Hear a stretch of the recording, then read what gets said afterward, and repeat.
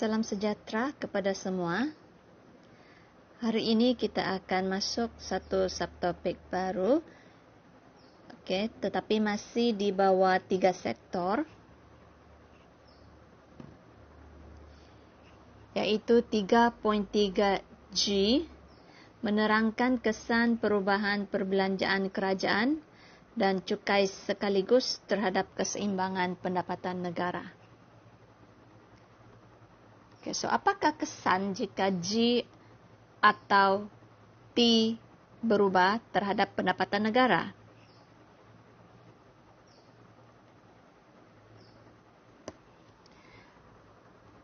Kita lihat dahulu untuk perbelanjaan kerajaan.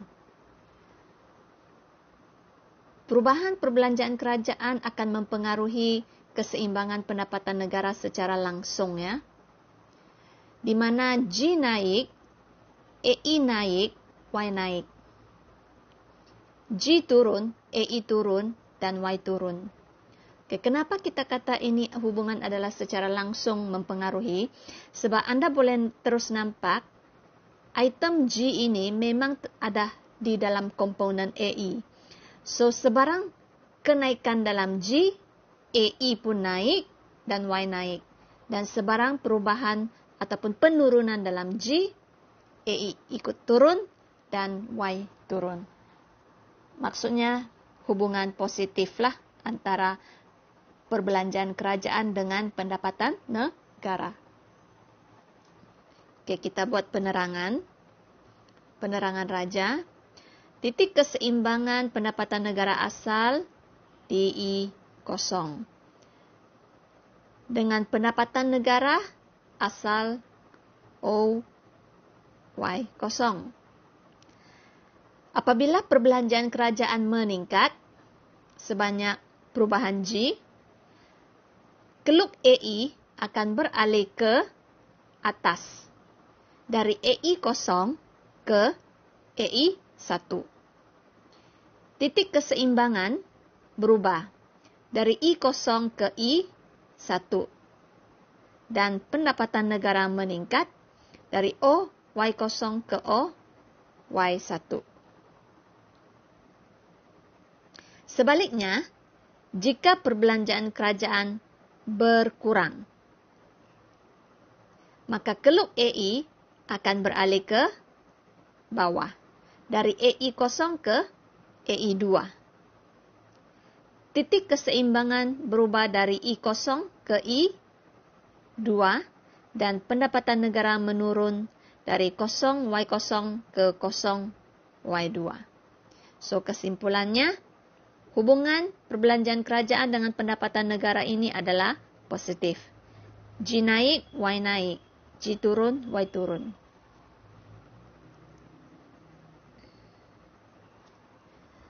Bagi pendekatan suntikan bocoran, perubahan G ini hanya memberi kesan kepada keluk suntikan. Keluk suntikan. Sebab G adalah suntikan dalam ekonomi. Berdasarkan raja, titik keseimbangan asal di titik I0 pada pendapatan negara 0Y0. Apabila perbelanjaan kerajaan meningkat, maka keluk suntikan akan beralih ke atas. Dari I plus G0 ke I plus G1. Titik keseimbangan berubah dari I0 ke I1. Dan pendapatan negara meningkat dari 0Y0 ke 0Y1. Sebaliknya, jika berlaku pengurangan perbelanjaan kerajaan, keluk suntikan akan beralih ke bawah dari I plus G0 ke I plus G2. Titik keseimbangan berubah dari I0 ke I2. Dan pendapatan negara menurun dari 0Y0 ke 0Y2. So, ini adalah secara rajah. Perubahan G ke atas pendapatan negara. Secara matematik, kita lihat dahulu untuk pendekatan agregat. Butiran yang diberi ialah fungsi penggunaan data G, data I, dan data T. Rumus pendekatan agregat ialah Y sama dengan C tambah I tambah G. Ini ialah fungsi penggunaan. Jangan lupa Y kena tolak T, nilai cukai 100, tambah pelaburan 50, dan tambah perbelanjaan kerajaan 100. Setelah diselesaikan, keseimbangan pendapatan negara adalah 300 Rm juta. Jika perbelanjaan kerajaan naik 50, bermaksud perbelanjaan kerajaan yang baru ialah 150. 100 tambah 50 menjadi 150. Pendekatan agregat Y sama dengan C tambah I tambah G 2. G baru. Ini adalah fungsi C. Jangan lupa Y tolak T. Pelaburan tiada berubah 50, tetapi G telah naik menjadi 150. Apabila diselesaikan, kita dapati keseimbangan pendapatan negara adalah 400 Rm juta. So, kita boleh nampak G naik, Y naik. G naik sebanyak 50, Y meningkat sebanyak 100. Daripada 300 menjadi 400, so kenaikan itu adalah 100 Rm juta. Sebaliknya, jika G turun 50, dari asal 100 turun 50, menyebabkan G baru menjadi 50 Rm juta. Dengan rumus Y sama dengan C tambah I tambah G 1, fungsi C, jangan lupa Y tolak T, T bernilai 100, I 50 kekal, G yang baru adalah 50. Dan diselesaikan, kita dapati pendapatan negara adalah 200 Rm juta. So, G turun, Y turun. Daripada 300 menjadi 200 Rm juta. Penurunan sebanyak 100 Rm juta.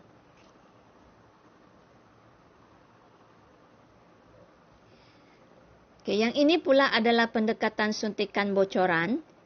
Jawapan tetap sama walaupun pendekatan yang berbeza ya kelas. Oke, rumus kita ialah S plus T equal I plus G. Jangan lupa untuk S, Y tolak T. Dengan T di sini tidak sama ya. Ini ialah plus T. So, kita plus T. Oke. Jangan confuse ya. So, sini ialah S plus T. Dia selesaikan dulu negatif 50 dengan positif 100 ini. Barulah dia kembangkan Y tolak T. Kalau mau lakukan secara serentak pun boleh, tidak masalah. I dan G 150. So, kalau kita selesaikan, jawapan adalah sama. Keseimbangan pendapatan negara 300 Rm juta. Apabila G meningkat sebanyak 50, G yang baru ialah 150. Jadi kita kekalkan saja apa yang ada dalam bocoran, sebab bocoran tidak ada sebarang perubahan. Kita hanya ubah data G menjadi 150. So, bahagian suntikan kita telah menjadi 200. Bocoran kekal sebagai 0.5 Y. So, apabila kita selesaikan, kita dapati pendapatan negara ialah 400 RM juta. So, samalah G naik, Y naik. Dari 300 menjadi 400. Dan sebaliknya, jika G turun sebanyak 50, dari asal 100 tolak 50, G yang baru ialah 50. So, S plus T tidak ada sebarang perubahan. Kita hanya ubah data G yang baru. So, 0.5Y akan equal dengan 100. Y yang baru, keseimbangan pendapatan negara yang baru ialah 200 RM juta. So, kita boleh nampak keseimbangan pendapatan negara asal dari 300 telah menurun kepada 200. Bermaksud G turun, Y turun.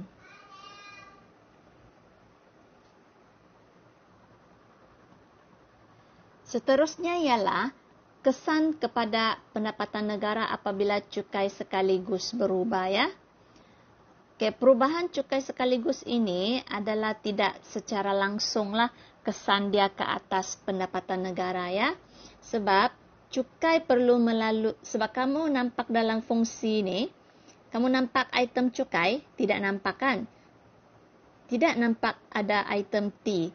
Tapi sebenarnya dia wujud dalam C. Kenapa wujud dalam C? Sebab dalam C ada YD. Dan dalam YD ada Y minus T. So, dia wujud di sini. So, kesan dia memang secara tidak langsung. Di mana cukai ini, dia akan efek kepada YD. YD efek kepada C. C baru efek kepada AE. So, nampak kesan dia. Cukai dalam YD. YD, C. C baru nampak di AE. So, kesan dia memang secara tidak langsung lah. So, cukai jatuh, YD naik, C naik, AE naik, Y naik. Cukai naik, YD jatuh, C jatuh, AE jatuh, Y jatuh. So, nampak hubungan antara cukai dengan pendapatan adalah songsang. Otomatis kamu fikir saja. Jika kerajaan kenakan cukai kepada anda sebagai isi rumah. So, cukai itu akan menyebabkan pendapatan boleh guna yang kamu dapat itu semakin berkurang sebab kamu kena bayar cukai kepada kerajaan. So, pendapatan boleh guna anda berkurang, yang kamu boleh belanja pun berkurang. So, C kan satu komponen dalam AE. So, C telah jatuh, AE pun jatuh dan Y ikut jatuhlah. Boleh ya? So, kita terangkan raja agregat ini ya. Keseimbangan asal tercapai di E0. E0 apabila Y equal to AE0 dengan keseimbangan pendapatan negara 0, Y0. Apabila cukai naik, YD turun dan C turun. So, C turun ke bawah. Jadi, keluk AE akan beralih ke bawah dari AE0 ke AE1. Titik keseimbangan berubah dari E0 ke E1 dan pendapatan negara berkurang dari 0, Y0 ke 0, Y1. Dan sebaliknya, jika pengurangan cukai sekaligus, YD naik, C naik, keluk AE beralih ke atas dari AE0 ke AE2. Titik keseimbangan berubah dari E0 ke E2 dan pendapatan negara meningkat dari 0, Y0 ke 0, Y2. Untuk bocoran, untuk keluk suntikan bocoran pula, cukai akan mengalihkan keluk bocoran. Sebab cukai ialah item di bawah bocoran. So, suntikan yang mendatar itu tidak berubah ya. Titik keseimbangan asal tercapai di E0. Apabila S plus T equal I plus G, dengan keseimbangan pendapatan negara 0Y0. Apabila cukai meningkat, so keluk bocoran akan beralih ke atas, ke kiri pun boleh. Dari S plus T ke S plus T1. Okay, jadi titik keseimbangan berubah dari I0 ke I1 dan pendapatan negara berkurang dari 0Y0 ke 0Y1. Dan sebaliknya, jika pengurangan cukai sekaligus, keluk bocoran akan beralih ke bawah atau ke kanan secara selari dari S plus T ke S plus T2. Keseimbangan pendapatan negara berubah dari I0 ke I2 dan pendapatan negara meningkat dari 0Y0 ke 0Y2. So, itu adalah penerangan secara beraja. Okay, untuk matematik, secara matematik, ini adalah butiran asal yang diberi. Fungsi C, nilai I, nilai G, dan nilai cukai. So, seperti yang kita buat dalam G itu, kita dapatlah keseimbangan pendapatan negara asal 300. Okay, sekarang dia kata cukai telah naik 50. So, maksudnya cukai baru adalah 150. Jadi, untuk fungsi C ini, ada YD dan Y tolak T, dia bukan tolak 100 seperti asal, tetapi kita masukkan 150. Pelaburan, perbelanjaan kerajaan, tiada berubah. Kita ambil balik yang asal. So, apabila kita selesaikan, kita dapati pendapatan negara menjadi 250. Daripada asal 300, cukai naik, pendapatan turun dari 300 ke 250, so kejatuhan 50 RM juta. Dan sebaliknya kalau cukai turun 50, dari asal 100 turun 50, cukai baru kita 50. Jadi untuk fungsi C yang wujud YD, Y tolak T, T kita masuk data baru 50. Apabila selesaikan, kita dapati keseimbangan pendapatan negara ialah 350. So, cukai turun, pendapatan negara telah meningkat dari 300 menjadi 350. Peningkatan sebanyak 50 RM juta. Okay, untuk pendekatan suntikan bocoran pun menghasilkan jawapan yang sama. Okay, yang asal kita boleh nampak 300 kan? Okay, cuma Madam tunjukkan ialah yang kita ubah ni. Cukai naik 50 menjadi cukai baru 150. So, jangan lupa S plus T. T di sini daripada 100 menjadi 150. Dan YD ini dikembangkan lagi jadi Y tolak T. T masuk balik 150. So, proses ni sebenarnya tidak rumit, cuma perlu ketelitian untuk tidak miss out any item and numbers lah. So, kalau kamu selesaikan, memang jawapan dia sama. Keseimbangan pendapatan negara yang baru ialah 250. Cukai naik,